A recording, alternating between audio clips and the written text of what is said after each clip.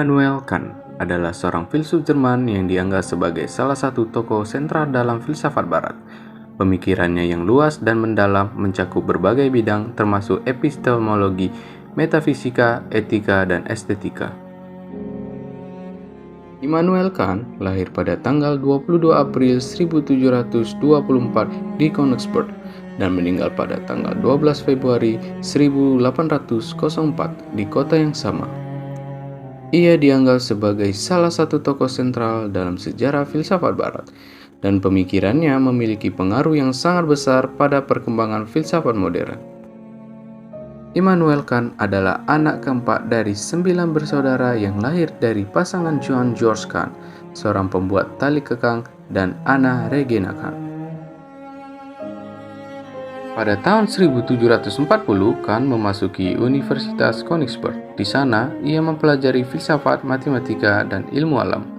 Meskipun awalnya terdaftar sebagai mahasiswa teologi, Kant menunjukkan minat yang kuat pada matematika dan fisika, terutama dipengaruhi oleh karya-karya Isaac Newton. Studi Kant sempat berhenti pada tahun 1746 karena kematian ayahnya yang memaksanya untuk mencari pekerjaan sebagai tutor pribadi. Setelah beberapa tahun bekerja sebagai tutor pribadi, Kant kembali ke Universitas Königsberg sebagai dosen pada tahun 1755, dan pada tahun 1770 ia diangkat sebagai profesor logika dan metafisika di universitas yang sama. Selama karirnya di akademis, Kant terus mengembangkan dan mempublikasi karya-karya filosofinya yang sangat berpengaruh. Pendidikan Kant, terutama di Universitas Königsberg, memainkan peran penting dalam pembentukan pemikirannya yang dalam dan luas. Pengaruh lingkungan pietis juga memberikan dasar yang kuat bagi perkembangan etika moralnya. Karya Immanuel Kant. Critique of Pure Reason adalah karya Immanuel Kant. Karya ini dianggap sebagai salah satu karya terpenting dalam sejarah filsafat barat dan telah memberi pengaruh yang mendalam pada berbagai bidang termasuk metafisika, epistemologi, etika, dan ilmu pengetahuan. Ada beberapa poin penting tentang Critique of Pure Reason. Yang pertama adalah tujuan utama.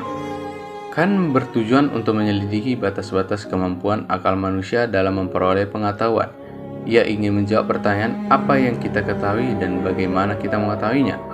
Kant berusaha mendamaikan dua aliran filsafat yang saling bertentangan pada masanya, yaitu rasionalisme yang menekankan akal dan empirisme yang menekankan pengalaman. 2. Konsep-konsep kunci, pengetahuan a priori dan a posteriori. Pengetahuan a priori adalah pengetahuan yang tidak bergantung pada pengalaman, seperti matematika dan logika. Sedangkan pengetahuan a posteriori adalah pengetahuan yang bergantung pada pengalaman, seperti ilmu pengetahuan alam. Fenomena dan noumena. Fenomena adalah dunia pengalaman, yaitu bagaimana dunia tampak bagi kita. Noumena adalah dunia luar pengalaman, yaitu bagaimana dunia sebenarnya. Poin ketiga adalah kategori-kategori akal. Kant berpendapat bahwa akal manusia memiliki struktur dan kategori-kategori a priori yang digunakan untuk mengorganisasi pengalaman. Kategori-kategori ini seperti ruang, waktu, dan kausalitas adalah kondisi-kondisi yang memungkinkan pengetahuan. Poin ketiga adalah filsafat transendental. Kritik atas nalar murni meletakkan dasar bagi filsafat transendental yang berfokus pada kondisi-kondisi kemungkinan pengetahuan. Kant menggeser fokus filsafat dari objek pengetahuan ke subjek yang mengetahui pengaruh. Kritik atas nalar murni telah mengubah cara kita memahami pengetahuan dan realitas. Karya ini telah mempengaruhi perkembangan filsafat modern, termasuk idealisme Jerman, fenomenologi, dan eksistensialisme. Karya ini juga berdampak pada ilmu pengetahuan, dengan menekankan peran akal dalam pembentukan teori-teori ilmiah. Secara singkat, kritik atas nalar murni adalah upaya Kant untuk memahami bagaimana kita memperoleh pengetahuan dan apa batas-batas pengetahuan kita. Karya ini adalah karya yang padat dan kompleks, tetapi juga sangat penting untuk memahami perkembangan filsafat modern. Critique of Practical Reason adalah karya penting Immanuel Kant yang membahas tentang etika dan moralitas. Kant bertujuan untuk menentukan dasar rasional bagi moralitas yang bersifat universal dan objektif. Ia ingin menunjukkan bahwa moralitas tidak boleh didasarkan pada perasaan, keinginan, atau konsekuensi tindakan, tetapi pada prinsip-prinsip rasional. Imperatif kategoris. Konsep sentral dalam karya ini adalah imperatif kategoris, yaitu perintah moral yang berlaku tanpa syarat untuk semua orang. Imperatif kategoris menyatakan bahwa kita harus bertindak hanya sesuai dengan maksim atau prinsip yang dapat kita kehendaki menjadi hukum universal. Kebebasan dan otonomi moral. Kant menekankan pentingnya kebebasan dan otonomi moral. Menurutnya, manusia adalah makhluk yang bebas dan mampu membuat keputusan moral berdasarkan akal budi mereka sendiri. Otonomi moral berarti bahwa kita tidak boleh tunduk pada otoritas eksternal, tetapi harus mengikuti hukum moral yang kita berikan pada diri sendiri. Kewajiban moral. Kant memandang moralitas sebagai masalah kewajiban. Kita harus bertindak sesuai dengan kewajiban moral kita, bukan karena kita ingin mendapatkan sesuatu atau menghindar hukuman. Kewajiban moral berdasarkan imperatif kategoris yang merupakan ekspresi dari kehendak baik. Selanjutnya ada postulat akal budi praktis.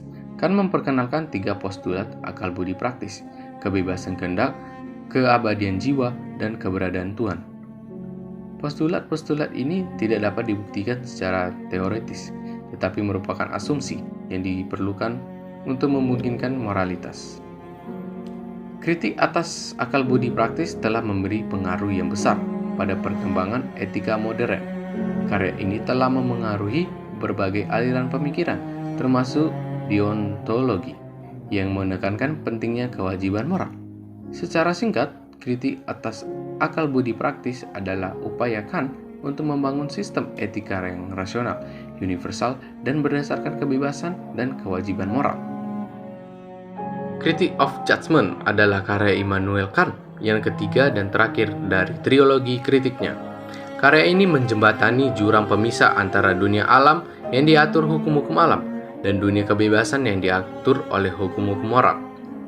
Kant berusaha untuk mendamaikan dunia fenomena atau alam dengan dunia nomena atau kebebasan.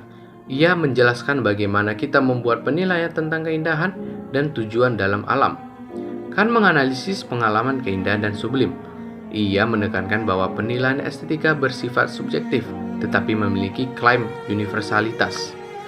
Konsep tidak berkepentingan adalah kunci dalam penilaian estetika. Artinya, kita menikmati keindahan tanpa menginginkan dan atau mengharapkan apapun darinya. Kant membahas konsep tujuan dalam alam. Ia berpendapat bahwa kita dapat melihat alam seolah-olah memiliki tujuan, tetapi kita tidak dapat membuktikan secara teoritis bahwa alam benar-benar memiliki tujuan. Kant memperkenalkan konsep daya pertimbangan reflektif yang memungkinkan kita untuk menemukan universalitas dalam partikularitas. Daya pertimbangan reflektif. Kant memperkenalkan konsep daya pertimbangan reflektif yang memungkinkan kita untuk menemukan universalitas dalam partikularitas. Artinya, dalam pertimbangan reflektif memungkinkan kita untuk melihat kesamaan antara objek-objek yang berbeda untuk membentuk konsep-konsep umum.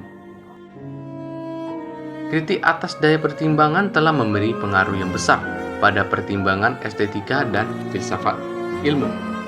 Karya ini telah mempengaruhi berbagai aliran pemikiran, termasuk idealisme Jerman dan filsafat seni modern. Secara singkat, kritik daya pertimbangan atau critique of judgment adalah upaya Kant untuk memahami bagaimana kita menghubungkan dunia alam dengan dunia kebebasan dan bagaimana kita membuat penilaian estetika dan teologis. Immanuel Kant adalah salah satu filsuf paling berpengaruh dalam sejarah, dipengaruhi oleh berbagai tokoh dan aliran pemikiran. Berikut adalah beberapa tokoh dan pengaruh utama yang membentuk pemikiran Kant. Pertama, David Hume. Hume, seorang filsuf empiris Skotlandia, memainkan peran dalam penting membangun Kant dari tidur dogmatisnya. Skeptisme. terhadap kualitas dan pengetahuan a priori mendorong Kant untuk mencari landasan yang lebih kokoh bagi pengetahuan. Isaac Newton. Fisika Newton dengan hukum-hukumnya untuk universal dan mekanisme memberikan model bagi Kant tentang bagaimana pengetahuan yang pasti dan universal dimungkinkan. Kant berusaha untuk menemukan prinsip-prinsip a priori yang mendasar pengetahuan, mirip dengan hukum-hukum Newton dalam fisika. Kesimpulan, Immanuel Kant adalah seorang pemikir revolusioner yang telah mengubah cara kita memahami dunia dan diri kita sendiri. Karyanya yang kompleks dan mendalam terus menginspirasi para filsuf dan pemikir di seluruh dunia. Warisan Kant adalah penekanan pada akal, kebebasan, dan moralitas yang tetap menjadi nilai-nilai penting dalam masyarakat modern. Dengan ini, Kant memberikan gambaran yang komprehensif tentang kehidupan, karya, dan pengaruh Immanuel Kant yang menegaskan posisinya sebagai salah satu tokoh terpenting dalam sejarah filsafat.